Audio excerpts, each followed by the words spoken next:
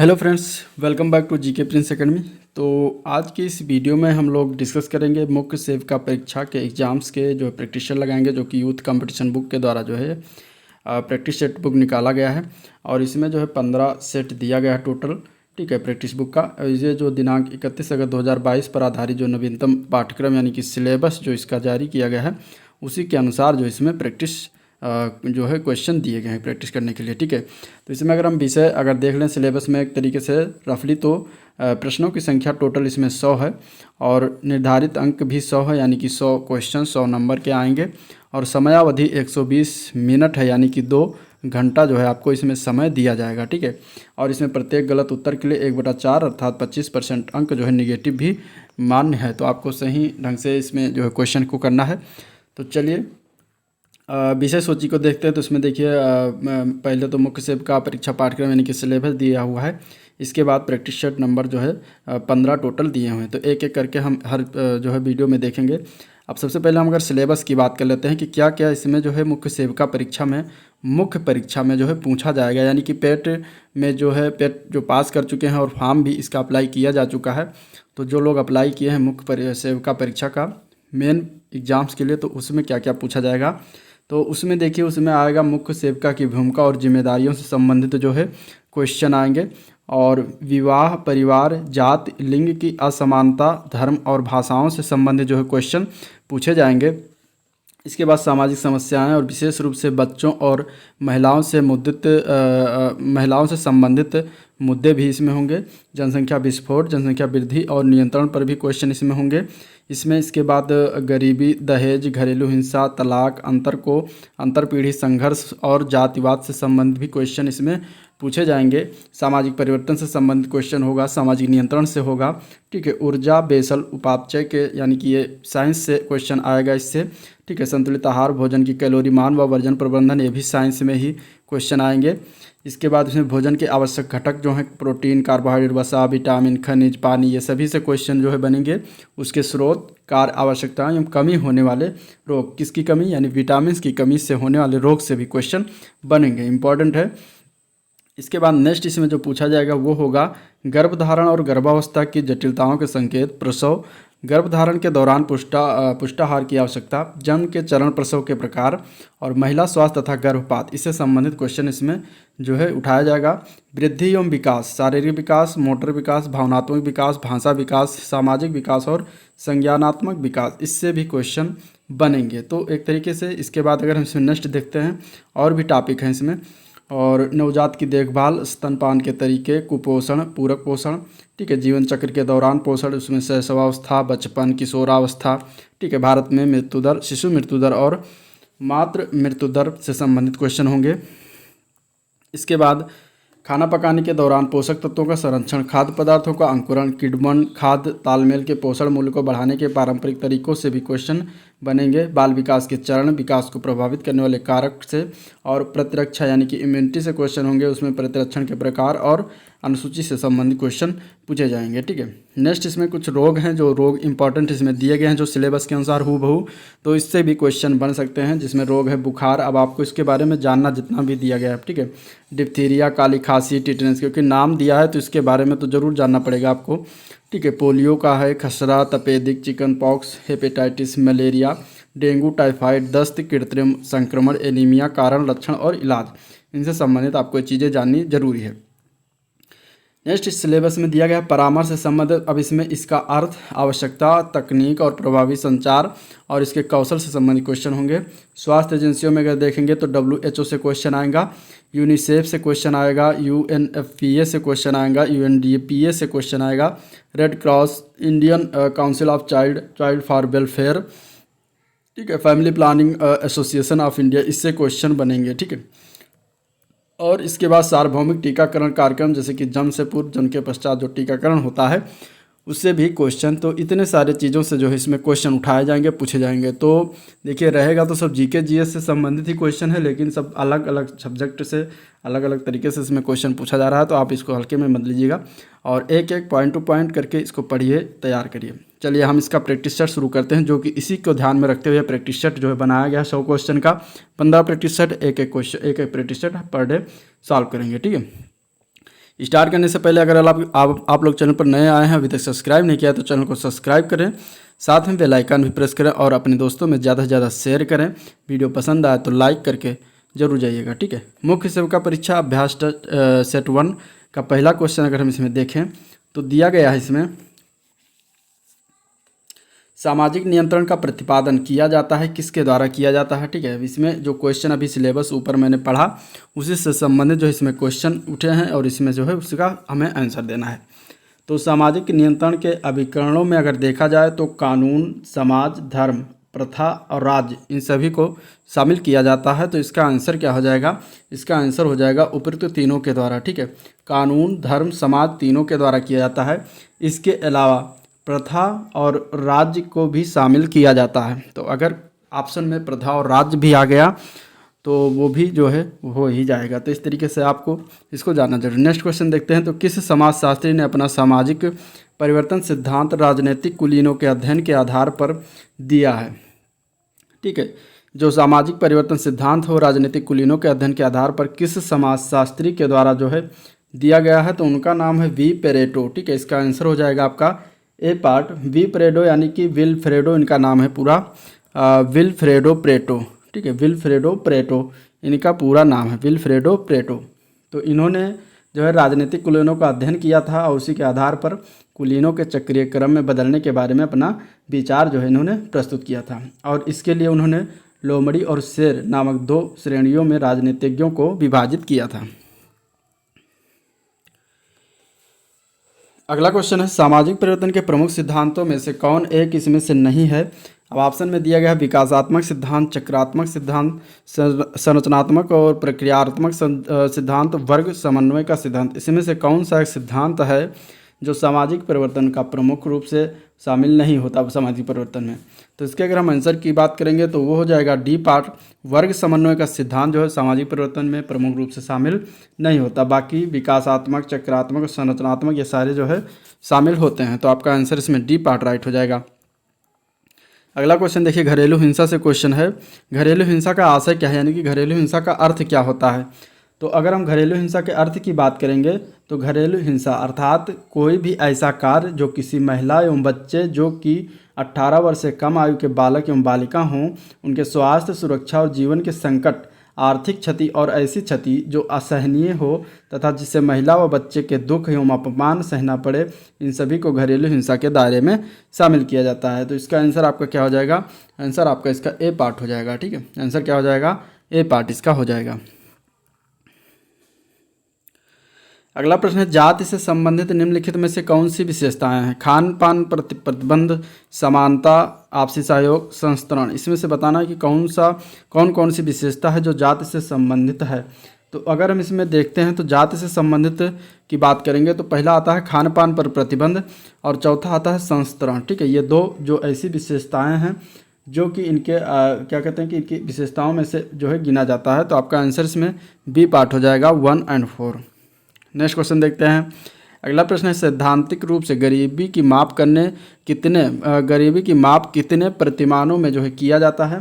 तो अगर हम इसके आंसर की बात करेंगे तो इसका आंसर हो जाएगा ए पार्ट, 2 प्रतिमानों में किया जाता है। पहला है सापेक्षिक प्रतिमान, पहला क्या है सापेक्षिक प्रतिमान और दूसरा है निरपेक्ष प्रतिमान, ठीक है, निरपेक्ष प्रतिमान। तो ये 2 प्रतिमान हैं जिनमें गरीबी मापन के लिए प्रयोग किया जाता है। नेक्स्ट क्वेश्चन देखते हैं। तो राष्ट्रीय जनसंख्या स्थिरता कोष की स्थापना जो है कब किया गया था, ठीक है। तो राष्ट्रीय जनसंख्या स्थिरता कोष की स्थापना की बात करेंगे तो ये फरवरी 2003 में किया गया था। इसका आंसर जो होगा वो बी पार्ट हो जाएगा, ठीक है। और फरवरी 2000 में घोषित नई जनसंख्या के नीति के क्रियान्वयन के लिए फरवरी 2003 में जो है किया गया था। इसके पदेन अध्यक्ष की बात करेंगे तो प्रधानमंत्री होते हैं और ये केंद्रीय स्वास्थ्य एवं परिवार कल्याण मंत्री इसके क्या होते हैं, उपाध्यक्ष होते हैं। अगला प्रश्न देखते हैं। तो वर्तमान में भारत की दशकीय जनसंख्या वृद्धि दर कितनी है। तो वर्तमान में अगर हम देखेंगे तो भारत की दशकीय जनसंख्या वृद्धि दर जो है वो है 17.7। आंसर इसका हो जाएगा सी पार्ट, 17.7% है। नेक्स्ट क्वेश्चन देखते हैं। अगला क्वेश्चन है, पति द्वारा तलाकशुदा पत्नी को दिए जाने वाले अनुरक्षण भत्ते को क्या कहा जाता है। तो पति द्वारा तलाकशुदा पत्नी को दिए जाने वाले अनुरक्षण भत्ते को जो है निर्वाहिका कहते हैं। तो आंसर आपका इसमें डी पार्ट राइट हो जाएगा, ठीक है। लेविरेट विवाह है। लेविरेट विवाह क्या होता है? तो लेविरेट विवाह के अंतर्गत मृत व्यक्ति का अविवाहित भाई अपनी भाभी के विवाह के लिए बाध्य होता है, और यह जो है कबीलाई संरचना वाले समाजों में पाया जाता है जहाँ बहिर्विवाह जो है बहिर्विवाह सामान्यतः निषिद्ध होता है। तो आपका इसके में आंसर जो हो जाएगा वो हो जाएगा ए पार्ट, ठीक है। नेक्स्ट क्वेश्चन देखते हैं। तो मुस्लिम विवाह का स्वरूप जो है इनमें से कौन सा नहीं है? ठीक है, अब इसमें दिया गया है जिस 4 ऑप्शन दिए गए, 4 ऑप्शन में बताना है कौन सा इसमें से जो स्वरूप है वो मुस्लिम विवाह के अंतर्गत नहीं आता। तो इसमें अगर हम देखें तो मुस्लिम विवाह के निम्नांकित 4 प्रकार होते हैं। पहला होता है निकाह, ठीक है, पहला क्या होता है? निकाह होता है। दूसरा होता है मुताह, ठीक है, दूसरा होता है मुताह, और तीसरा होता है फासिद, ठीक है, तीसरा क्या होता है? फासिद होता है। और चौथा जो होता है वो होता है बातिल, ठीक है, बातिल। तो इसमें अगर हम देखेंगे तो आपका राइट आंसर जो हो जाएगा वो सी पार्ट हो जाएगा, ठीक है। जिहर जो दिया गया है ये मुस्लिम विवाह का स्वरूप नहीं होता, बाकी मुताह, फासिद, बालित और निकाह ये जो है क्या होते हैं? ये मुस्लिम विवाह के स्वरूप होते हैं। निकाह को जो है सही विवाह कहते हैं मुस्लिम में, और ये जो है स्थायी यानी कि परमानेंट प्रकृति का होता है। और मुताह जो होता है वो अस्थायी होता है, टेम्परेरी विवाह होता है, जो शिया धर्म यानी मुस्लिम धर्म में 2 प्रथा हैं, एक शिया और एक सुन्नी। तो शिया धर्म में जो प्रचलित है वो मुताह विवाह प्रचलित है, ठीक है। जब कोई और इसके बाद अगर हम देखें अगला, तो जब कोई मुसलमान 5वीं स्त्री से, किसी मूर्ति पूजक स्त्री से या बिना गवाही की उपस्थिति के विवाह कर ले तो ऐसा विवाह फासिद विवाह कहलाता है, ठीक है। अगला अगर हम देखें बातिल विवाह की, तो वह विवाह जो शरीयत नियम के अनुसार न किया गया हो बातिल या फिर अवैध विवाह माना जाता है। तो इसमें अगर देखें तो तलाक, इजमा, जिहर, खुला, मुबारतलियान और तलाक तफवीज़ मुसलमानों में तलाक के स्वरूप हैं। जिहर जो है एक तलाक का स्वरूप है, ये जो है क्या ये विवाह का स्वरूप नहीं होता। तो आपका आंसर इसमें सी पार्ट राइट हो जाएगा। नेक्स्ट क्वेश्चन देखते हैं। बहिर्विवाह का सर्वाधिक सामान्य नियम क्या है? तो बहिर्विवाह का सर्वाधिक सामान्य नियम होता है अगम्यागमन वर्जन, ठीक है। अगम्यागमन वर्जन जो होता है, प्रत्येक समुदाय अपने सदस्यों पर कुछ विशेष व्यक्तियों से विवाह संबंध स्थापित करने पर प्रतिबंध लगाता है। हिंदू विवाह में सगोत्र और संपीड़ विवाह बहिर्विवाह होते हैं। तो इस तरीके से आपका आंसर इसमें क्या हो जाएगा? सी पार्ट हो जाएगा। नेक्स्ट क्वेश्चन देखते हैं। तो क्रय द्वारा किया गया हिंदू विवाह क्या कहलाता है?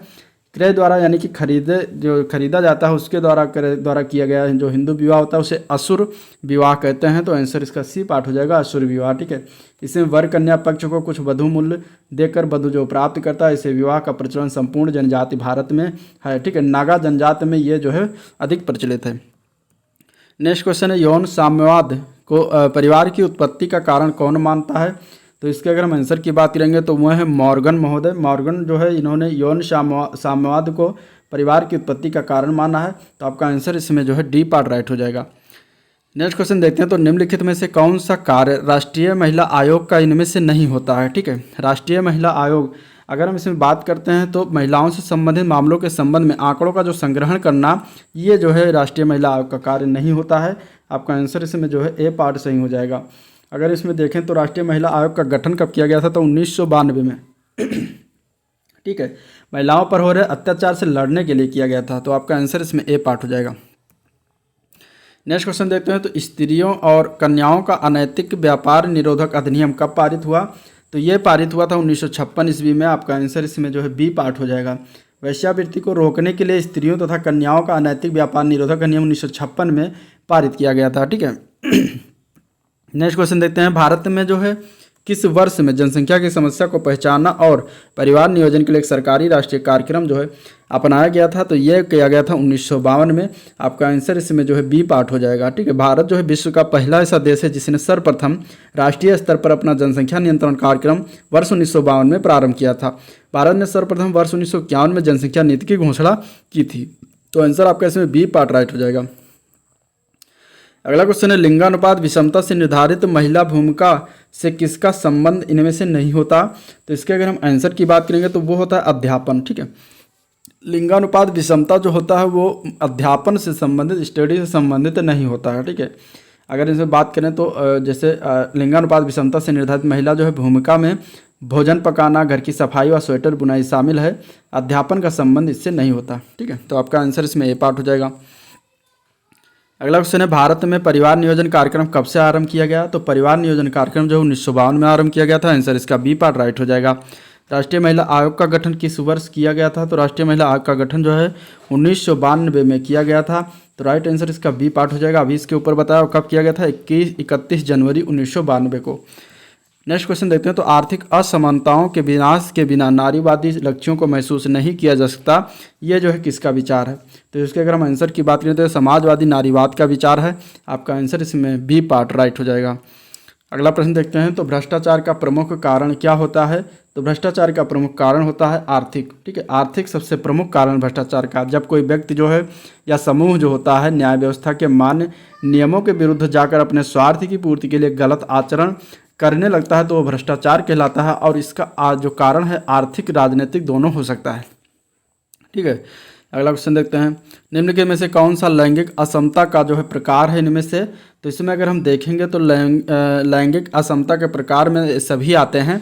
मर्त्यता असमता, प्रासूतिक असमता, स्वामित्व असमता। अन्य और निम्न प्रकार हैं तो उसको भी जान लेते हैं। मौलिक सुविधा असमता भी आता है, विशेष अवसर असमता, व्यवसायिक असमता, घरेलू असमता, ये सभी जो है लैंगिक असमता के प्रकार में आते हैं। अगला क्वेश्चन देखते हैं, तो भारत में अनियंत्रित जनसंख्या वृद्धि के लिए उत्तरदायी कारक कौन सा है? तो भारत में अनियंत्रित जनसंख्या वृद्धि के लिए प्रमुख कारण की अगर हम बात करेंगे तो ये सभी आते हैं। ठीक है, बाल विवाह, विवाह की अनिवार्यता और पुत्र प्राप्ति को अधिक महत्व देना, ये सभी जो है जनसंख्या वृद्धि के कारण में आते हैं। अन्य और कारण है जिसमें आता है अशिक्षा। ठीक है, गर्म वायु एवं पश्चिमी प्रभाव, परिवार नियोजन के साधनों की जानकारी का अभाव होना, शरणार्थियों का आगमन आदि जो है प्रमुख कारणों में से होते हैं। ठीक है, अगला क्वेश्चन देखते हैं, तो बाल दुर्व्यवहार की सामाजिक नियंत्रण व्याख्या जो है किसने दिया है? तो ये दिया गया है गेल्स ने। आंसर इसका क्या हो जाएगा? डी पार्ट हो जाएगा, गेल्स। ठीक है, तो इसका आंसर हो जाएगा D part, Gales. Next question देखते हैं, तो सामाजिक नियंत्रण का प्रयोग जो होता है वो जो है किसके द्वारा होता है? तो सामाजिक नियंत्रण के प्रयोग की अगर हम बात करेंगे तो वो औपचारिक तथा अनौपचारिक दोनों नियमों या कानूनों के द्वारा होता है। तो आपका आंसर इसमें सी पार्ट इसका राइट है। अगला क्वेश्चन की बात करते हैं, तो निम्नलिखित में से कौन सा विचार सामाजिक परिवर्तन का सबसे प्राचीन विचार है? तो इसमें अगर हम देखेंगे तो विकासवादी जो होता है सामाजिक परिवर्तन का जो है सबसे प्राचीन विचार के रूप में आता है, क्योंकि ये जो है सामाजिक परिवर्तन का सबसे प्राचीन विचार की श्रेणी में आता है। किसी निश्चित दिशा में अंतर एवं क्रमिक बदलाव को जो है उद्विकासीय परिवर्तन कहा जाता है। ठीक है, तो आंसर आपका इसमें सी पार्ट हो जाएगा। नेक्स्ट क्वेश्चन देखते हैं, तो जाति प्रणाली के अंतर्गत गतिशीलता का विश्लेषण करने के लिए निम्नलिखित में किसने संदर्भ समूह सिद्धांत का जो है अनुप्रयोग किया था? अब इसके हम अगर ऑप्शन की बात करते हैं तो ऑप्शन ऊपर देखते हैं। देखिए, ऑप्शन में ये 4 ऑप्शन दिए गए हैं। ठीक है, अब इसमें अगर हम आंसर की बात करेंगे तो आंसर हो जाएगा इसका C part, M N Srinivas. ठीक है, इन्होंने जो है जाति प्रणाली के अंतर्गत गतिशीलता के विश्लेषण करने के लिए जो है संदर्भ समूह सिद्धांत का अनुप्रयोग किया था। तो आपका आंसर इसमें सी पार्ट सही हो जाएगा। उद्ध विकास के स्थान पर जो है स्टेजेस ऑफ कल्चर का प्रयोग किसने किया था? तो इसका जो है उद्ध विकास के स्थान पर स्टेजेस ऑफ कल्चर का प्रयोग जो है E.B. टॉयलर के द्वारा किया गया था। आंसर इसका सी पार्ट राइट हो जाएगा। इसी तरह से याद करने वाले क्वेश्चन है, इसमें कुछ समझाने वाली बात नहीं है, तो आप लोग इसे जान लीजिएगा। ठीक है, डिप्थीरिया। ठीक है, बीमारी आ गया, डिप्थीरिया के परिणाम क्या होता है? तो डिप्थीरिया के अगर हम बात करेंगे तो ये उपयुक्त सभी होता है। ठीक है, बेसिल के कारण गले में भूरी झिल्ली बन जाती है, हृदय एवं गुर्दे को प्रभावित करती है, टॉक्सिन द्वारा स्नायु तंत्र पर प्रभाव पड़ने से लकवा हो जाता है। तो आपका आंसर इसमें डी पार्ट हो जाएगा, उपयुक्त सभी। नेक्स्ट क्वेश्चन है, खाएं खांसी की उद्भवन अवधि 10 दिन होती है और वो इस कारण होती है, किसके कारण होती है ये बताना है। तो ये जो खांसी आती है तो ये होता है बोर्डेटेल्ला पर्ट्यूसिस के कारण होता है। तो आपका आंसर इसमें ए पार्ट हो जाएगा। ठीक है, ये जो है बोर्डेटेल्ला पर्ट्यूसिस जो है इसे काली खांसी या कुकुर खांसी भी कहा जाता है। काली खांसी विशेषकर बच्चों में एक विशेष कीटाणु के द्वारा फैलता है। तो ये आपका आंसर हो जाएगा। अधिक दिन तक रोग जब रहता है तो दुर्बल बच्चों को निमोनिया हो जाता है और जिससे मृत्यु भी हो सकती है। तो आपका आंसर इसमें ए पार्ट राइट हो जाएगा। अगला क्वेश्चन की बात करते हैं, तो संस्कृत हमारे सोचने तथा रहने के ढंग से दैनिक क्रियाकलापों, साहित्य, धर्म तथा मनोरंजन आदि में हमारी प्रकृति की अभिव्यक्ति है। ये कथन किसके द्वारा किया गया? तो सीधा सीधा याद रखिएगा, ये कथन मैकाइवर और पेज ने कहा था। आंसर इसका ए पार्ट राइट हो जाएगा, मैकाइवर और पेज महोदय। नेक्स्ट क्वेश्चन देखते हैं, किस विद्वान ने एक विवाह को ही विवाह का आदि स्वरूप माना है? यह किस विद्वान के द्वारा माना गया है? तो ये मैकाइवर महोदय थे। आंसर इसका सी पार्ट हो जाएगा। ये प्रसिद्ध मनोविज्ञान शास्त्री थे मैकाइवर महोदय। इन्होंने एक विवाह को ही विवाह का आदि स्वरूप माना है। तो आंसर आपका इसमें सी पार्ट हो जाएगा। नेक्स्ट क्वेश्चन देखते हैं, तो बाल विवाह निरोधक अधिनियम किस सन में जो है लागू हुआ था? तो बाल विवाह प्रतिबंध अधिनियम जो है ये लागू हुआ था 1929 में। आपका आंसर इसमें जो है 1929 हो जाएगा। 28 सितंबर 1929 को जो है लागू किया गया था। तो आंसर आपका क्या हो जाएगा? ए पार्ट हो जाएगा।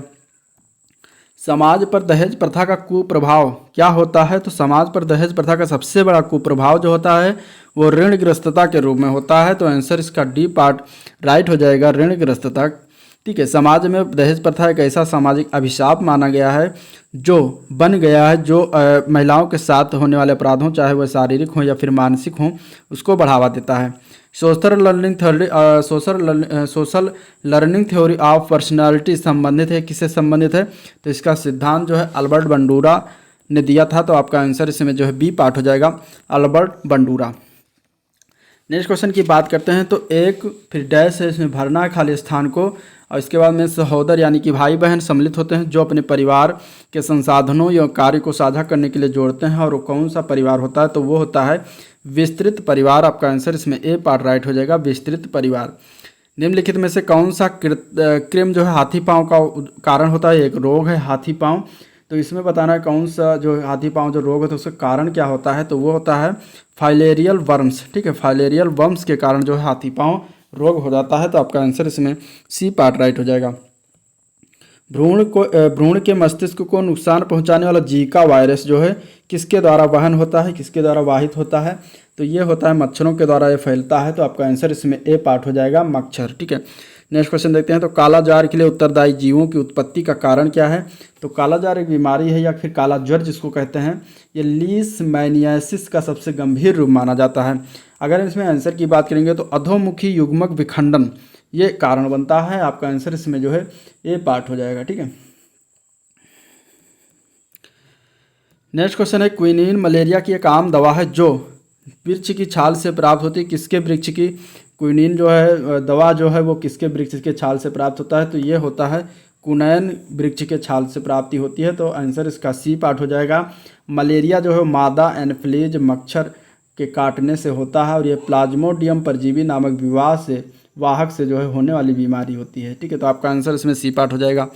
अगला क्वेश्चन देखते हैं, तो वैक्यूम एक्सट्रैक्शन की तुलना में फोर्सेप्स डिलीवरी का किसका खतरा अधिक होता है?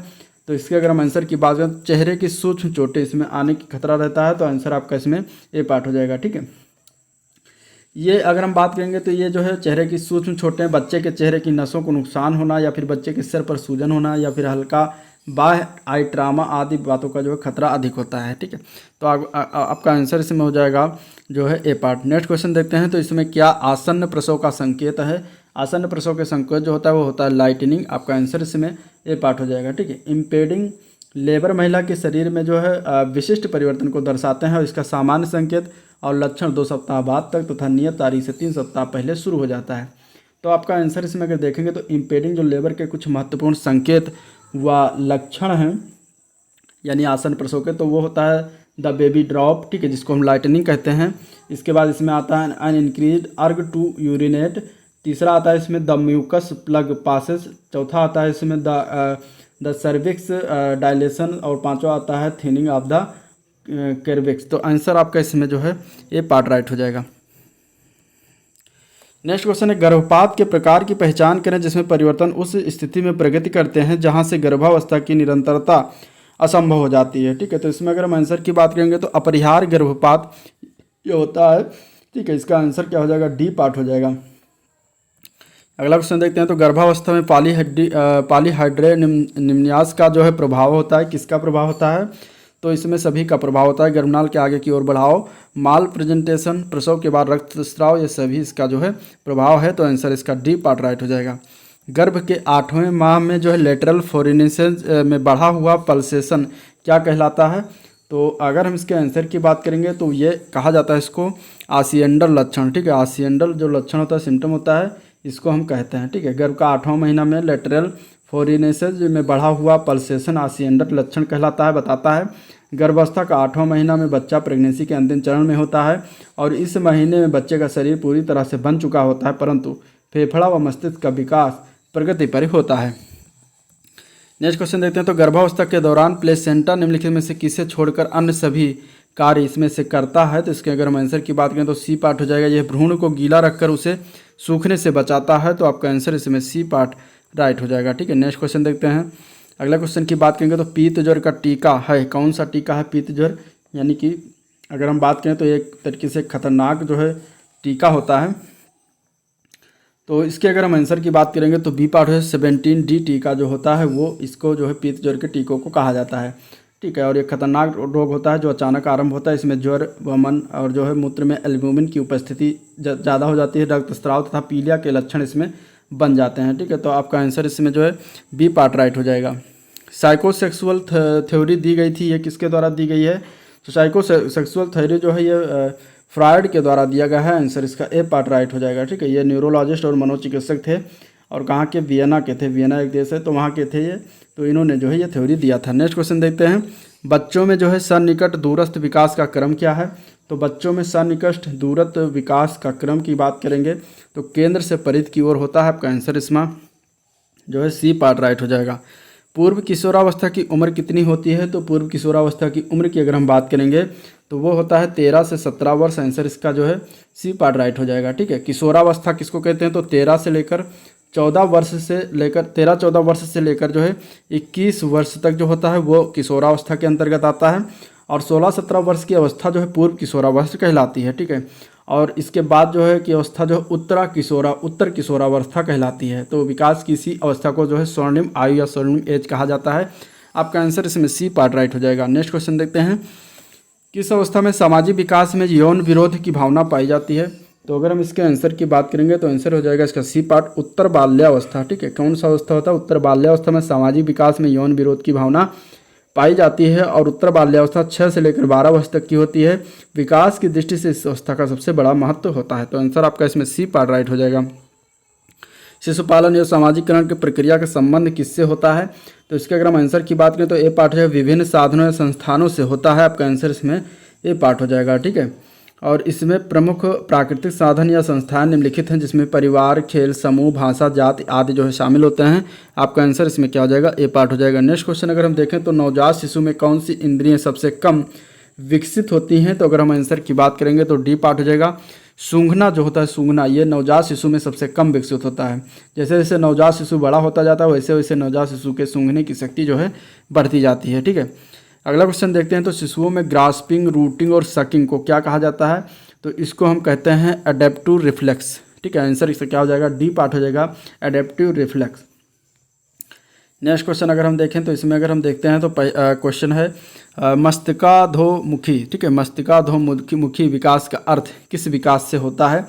तो ये जो होता है ये होता है सिर से पैर की ओर विकास होता है, तो उसको हम कहते हैं मस्तिष्काधोमुखी। ठीक है, आंसर आपका क्या हो जाएगा? सी पार्ट राइट हो जाएगा। अगला क्वेश्चन की बात करते हैं। तो वृद्धि के दौरान बच्चों को किस अमीनो अम्लों की आवश्यकता होती है? तो कौन सा अमीनो अम्ल जो वृद्धि के दौरान आवश्यकता होती जाती है? तो वो होता है हिस्टाडीन। ठीक है, हिस्टाडीन एक आवश्यक अमीनो अम्ल है जिसका उपयोग प्रोटीन के जैव संश्लेषण में करते हैं। तो आपका आंसर इसमें सी पार्ट राइट हो जाएगा। जब दूध में यह डाला जाता है तो कैल्शियम में समृद्ध पनीर प्राप्त होता है और कौन सा चीज़ डालते हैं? तो इसके अगर हम आंसर की बात करें तो वो होता है सिट्रिक एसिड। ठीक है, सिट्रिक एसिड जब जाते हैं यानी कि पनीर बनाने के लिए दूध को उबाल कर इसे थोड़ा ठंडा करके नींबू या साइट्रिक अम्ल से फाड़ते हैं जिससे दूध में प्रोटीन कैसीन अलग हो जाता है और इस कैसीन को किसी सफ़ेद मलमल के कपड़े से छान कर अलग कर लिया जाता है। पनीर बनाने हेतु जो है वजन डालकर दबाया जाता है जिससे कैसीन थक्के के रूप में जम जाती है और जब कैसीन को उस केवल कपड़े से छानकर उसमें उपस्थित पानी को अलग करते हैं तब बचा हुआ जो ठोस पदार्थ होता है वो छेना कहलाता है। ठीक है, तो दूध फाड़ने हेतु के लिए नींबू, साइट्रिक अम्ल, रेनिन एंजाइम या दही का उपयोग करते हैं। तो आपका आंसर इसमें जो होगा वो बी पार्ट राइट हो जाएगा। अगला क्वेश्चन देखते हैं। तो कौन सा शुद्ध तरल आहार इसमें से नहीं है? तो शुद्ध तरल आहार की अगर हम बात करेंगे तो इसमें चाय जो होता है यह शुद्ध तरल आहार नहीं होता। आपका आंसर इसमें डी पार्ट राइट हो जाएगा। फलों और सब्जियों में सर्वाधिक विटामिन सी समृद्ध मिश्रण किसमें मिलता है? तो ये मिलता है गोभी और संतरा में। इनमें से देखा जाए तो आंसर आपका इसमें सी पार्ट सही हो जाएगा। ठीक है, नेक्स्ट क्वेश्चन देखते हैं। अनाज और दाल के अंकुरण के बारे में क्या सही नहीं है? तो इसमें अगर हम देखेंगे तो पोषण विरोधक अंशों का ज़्यादा होना ये जो सही नहीं होता अंकुरण के बारे में, ठीक है। बाकी अगर अनाज और दाल जो अंकुरण होते हैं उसमें विटामिन सी की मात्रा ज़्यादा होता है, विटामिन बी की मात्रा ज़्यादा होता है, पकाने में कम समय लगता है। अगले प्रश्न की बात करते हैं तो प्याज काटते वक्त हमें किस कारण जो है रोना आता है यानी आँख से आंसू आते हैं। तो प्याज काटते समय क्या होता है कि उसमें से सल्फर यौगिक यानी सल्फोनिक अम्ल जो होता है वो निकलता है, जिससे क्या होता है जब एक प्याज अलग हो जाता है तो सल्फो ऑक्साइड और प्याज एंजाइम निकलते हैं जिससे ये सल्फोनिक एसिड बनता है और हमें आँखों में लगता है। तो आपका आंसर हो जाएगा ए पार्ट सल्फर यौगिक से। नेक्स्ट क्वेश्चन है स्ट्रॉबेरी और चेरी जैम को जमाने के लिए उसमें क्या मिलाया जाता है। तो इसमें मिलाने की अगर हम बात करेंगे तो उसमें नींबू का रस मिलाते हैं, आंसर इसका बी पार्ट राइट हो जाएगा, ठीक है। अगला क्वेश्चन है निम्न में से कौन सी पैकिंग अपूतित पैकिंग का उदाहरण है। तो इसके अगर हम आंसर की बात करें तो वो है प्लास्टिक थैली, आपका आंसर इसमें डी पार्ट हो जाएगा, ठीक है। प्लास्टिक थैली या इसको अगर हम कहें तो टेट्रा पैक डिब्बा यानी कि और दूध की जो बोतल होता है ये अपूतित पैकिंग का उदाहरण होता है। तो आपका आंसर इसमें जो होगा वो डी पार्ट राइट हो जाएगा, ठीक है। और डी पार्ट इसमें जो दिया गया है वो ए और सी दिया गया है। तो आपका इसमें आंसर टेट्रा पैक डिब्बा और दूध की बोतल ये दोनों सही हैं। नेक्स्ट क्वेश्चन है जैम और जेली परिरक्षण के लिए चीनी का कितना सांद्रण रखते हैं। तो 65%, ठीक है, 65% होना चाहिए। पर दूध को चिपकाने अथवा पाश्चुरीकरण के लिए जो इस्तेमाल किया जाने वाला समय जो तापमान है वो 72 डिग्री सेंटीग्रेड या फिर 15 सेकंड तक। इस विधि में दूध को लगभग 15 सेकंड तक 72 डिग्री सेंटीग्रेड तक जो है इसको गर्माते हैं, गर्म करते हैं, ठीक है। इसे फिर तुरंत ठंडा कर लेते हैं और इस विधि का सर्वोधक आजकल जो है सर्वाधिक प्रयोग किया जाता है। आपका आंसर इसमें ए पार्ट राइट हो जाएगा। अगला क्वेश्चन ये तो सॉरी इसको मैंने जो लास्ट के अगले वाले क्वेश्चन का मैंने जो बता दिया। अगर हम इसमें बात करें तो जैम और जेली परिरक्षण का तो चीनी को कितना परसेंट, तो 65% रखा जाता है, ये इसका राइट आंसर हो जाएगा। नेक्स्ट क्वेश्चन है जो दूध को चिपकाने अथवा पाश्चुरीकरण करने के लिए इस्तेमाल किया जाना समय और तापमान कौन होता है। तो 72 डिग्री सेंटीग्रेड और 15 सेकेंड। तो आपका आंसर इसमें बी पार्ट हो जाएगा, ठीक है। अब इसमें जो है 72 डिग्री सेंटीग्रेड तक गर्म करते हैं 15 सेकंड तक, इसके बाद फिर तुरंत ठंडा कर लिया जाता है और ये विधि जो है आजकल सर्वाधिक उपयोगी है और इसी को कहते हैं पाश्चुरीकरण या दूध को चिपकाना। तो आंसर आपका इसमें बी पार्ट राइट हो जाएगा। अगला प्रश्न है गर्भावस्था में महिलाओं द्वारा आहार में आयोडीन की पर्याप्त मात्रा न लेने से प्रयास शिशुओं में जो है कौन सा रोग हो जाता है। तो वो रोग का नाम है क्रिटेनिज्म, ठीक है। आंसर क्या हो जाएगा बी पार्ट क्रिटेनिज्म, ठीक है। क्रिटेनिज्म जो होता है इसके कारण जो है क्या होता है आयोडीन का सेवन नहीं लेने से शिशुओं में जो है रोग हो जाता है। नेक्स्ट क्वेश्चन देखते हैं। अगला प्रश्न इसमें कौन सा है। अगला क्वेश्चन है जब कोई दो अमिश्रणीय द्रव एक साथ मिश्रित किए जाते हैं तो वो क्या बनता है। तो उसको कहा जाता है इमल्सन, ठीक है। वो इमल्सन का रूप लेता है, आंसर बी पार्ट हो जाएगा। बच्चों में कल्पनात्मक खेलों का विकास होता है, कब होता है। तो बच्चों में कल्पनात्मक खेलों का विकास जो है ये 6 वर्ष में होता है, आंसर इसमें जो है बी पार्ट हो जाएगा, ठीक है। 5 से 6 वर्ष याद रखिएगा। नेक्स्ट क्वेश्चन देखते हैं तो बच्चों में पाए जाने वाले भाषा संबंधी दोष क्या नहीं है इनमें से। तो वो होता है धीरे धीरे बोलना, ये भाषा संबंधी दोष नहीं होता, आंसर इसमें डी पार्ट राइट हो जाएगा, ठीक है। 2 वर्षीय बालक के शब्दकोश में अधिक कितने शब्द हो सकते हैं। तो 2 वर्ष के बालक में शब्दकोश में अगर देखा जाए तो टोटल 250 शब्द लगभग हो सकते हैं, तो आंसर इसका ए पार्ट राइट हो जाएगा। सामाजिक व्यवहार जन्म के समय शुरू होता है और ये कब शुरू होता है। तो ये असत्य है, ठीक है। सामाजिक व्यवहार जो कोई भी बालक जो है सामाजिक पैदा नहीं होता, वो दूसरे के होते हुए भी अकेला ही होता है, ठीक है। वो समाज में दूसरों के संपर्क में आकर समायोजन की प्रक्रिया सीखता है, इसलिए सामाजिकरण की प्रक्रिया जो है बालक के सामाजिक विकास के लिए अत्यंत महत्वपूर्ण होता है। तो आपका आंसर हो जाएगा ये असत्य चीज़, ये मतलब जो लिखा हुआ ये असत्य है, ठीक है। सामाजिक व्यवहार जन्म के समय शुरू होता है, गलत है।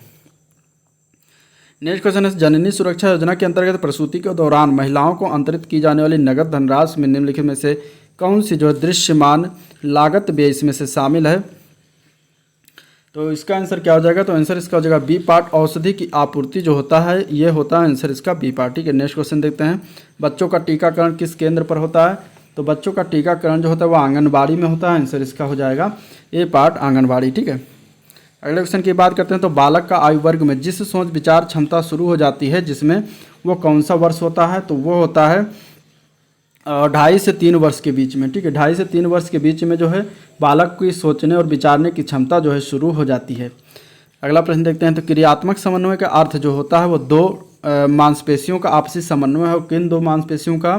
तो 2 अंगों मांसपेशियों का, ठीक है। 2 अंगों मांसपेशियों का जो है आपसी संबंध होता है। तो आपका आंसर इसमें ए पार्ट राइट हो जाएगा।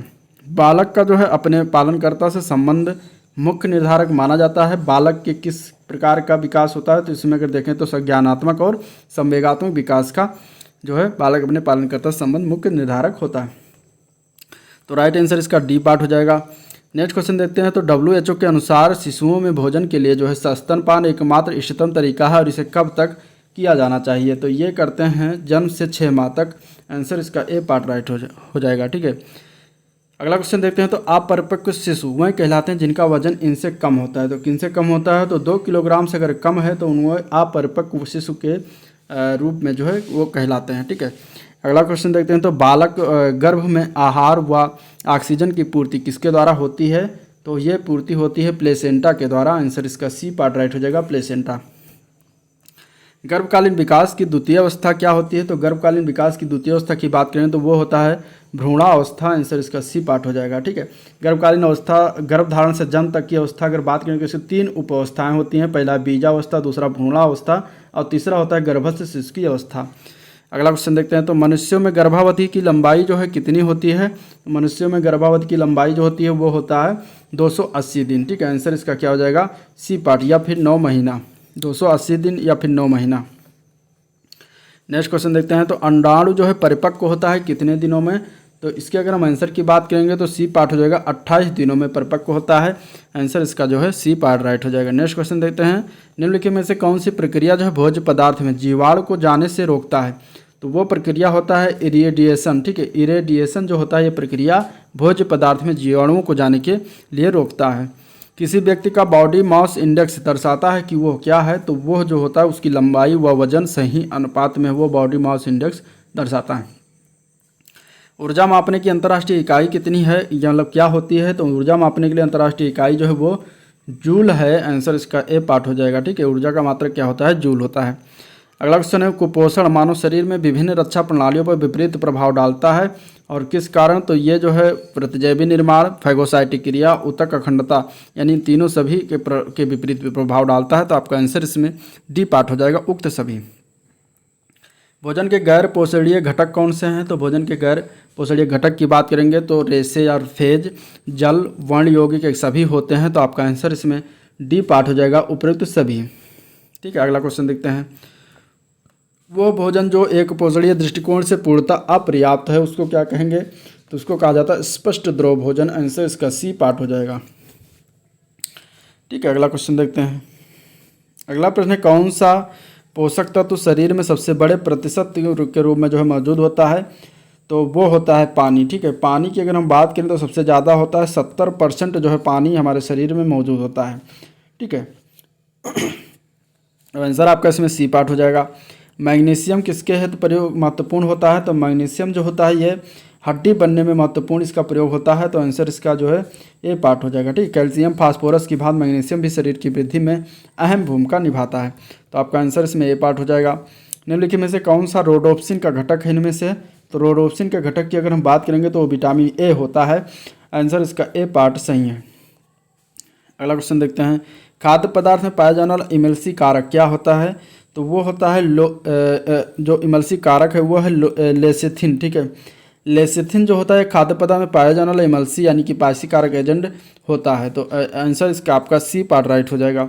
शरीर के ग्लूकोज की संग्रहित अवस्था कौन सी होती है? तो शरीर के ग्लूकोज की संग्रहित अवस्था की अगर हम बात करेंगे तो ग्लाइकोजन होता है। आंसर इसका बी पार्ट हो जाएगा, ग्लाइकोजन। ठीक है, प्रोटीन में नाइट्रोजन का प्रतिशत कितना होता है? तो प्रोटीन में नाइट्रोजन के परसेंटेज की बात करेंगे तो 16% होता है, 16% होता है।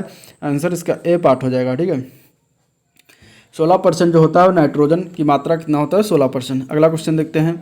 अगला क्वेश्चन है। परामर्श का अर्थ क्या होता है? परामर्श के अर्थ की अगर हम बात करेंगे तो परामर्श का अर्थ होता है सलाह लेना या परामर्श लेना। ठीक है, तो आंसर आपका इसमें ए पार्ट सही है। ठीक है, परामर्श एक शाब्दिक अर्थ है जिसका अर्थ होता है सलाह लेना या परामर्श लेना। एक ऐसी प्रक्रिया होती है जिसमें परामर्श प्रार्थी यानी कि व्यक्ति अपने से अधिक अनुभवी, योग्य और शिक्षित व्यक्ति से विचार विमर्श, तर्क वितर्क तथा विचारों का विनिमय करता है। अगला क्वेश्चन देखते हैं। तो परामर्श की आवश्यकता क्यों पड़ती है? तो परामर्श की आवश्यकता की अगर हम बात करें तो ए पार्ट हो जाएगा। ठीक है, व्यक्ति को अपनी समस्याओं को दूर करने के लिए आत्मनिरीक्षण का विकास करना ये होता है परामर्श की आवश्यकता, इसलिए आंसर इसका ए पार्ट राइट हो जाएगा। परामर्श में परामर्श प्राप्त करता परामर्शदाता के बीच कैसा संबंध होना चाहिए? तो मैत्रीपूर्ण संबंध होना चाहिए, तभी परामर्श देगा। कोई सलाह क्यों देगा? सलाह इसीलिए देगा जब आपकी उससे दोस्ती है, वो आपको मानता है तभी देगा, दुश्मन तो सलाह देगा नहीं। तो आंसर आपका इसमें ए पार्ट हो जाएगा। नेक्स्ट क्वेश्चन है, राष्ट्रों के मध्य भ्रातृत्व भावना बढ़ाने के लिए यूनिसेफ को किस वर्ष शांति का नोबेल पुरस्कार प्रदान किया गया था? तो यूनिसेफ को जो दिया गया था नोबेल पुरस्कार 1965 में प्रदान किया गया था। आंसर इसका सी पार्ट राइट हो जाएगा। इस वीडियो का लास्ट क्वेश्चन की अगर हम बात करें तो संयुक्त राष्ट्र जनसंख्या कोष के आंकड़ों के अनुसार विश्व में कुशल स्वास्थ्य कर्मियों के संरक्षण होने वाले जन की प्रतिशतता जो है कितनी है? तो इसके अगर हम आंसर की बात करेंगे तो टोटल है 82%। ठीक है, आंसर क्या हो जाएगा? सी पार्ट हो जाएगा। तो ये था प्रैक्टिस सेट नंबर 1 मुख्य सेव का एग्जाम्स का। वीडियो पसंद आया तो लाइक करिए फटाफट, चैनल को सब्सक्राइब करिए अभी तक अगर सब्सक्राइब नहीं किया है। ठीक है, और अपने दोस्तों में ज़्यादा से ज़्यादा शेयर करना मत भूलिएगा।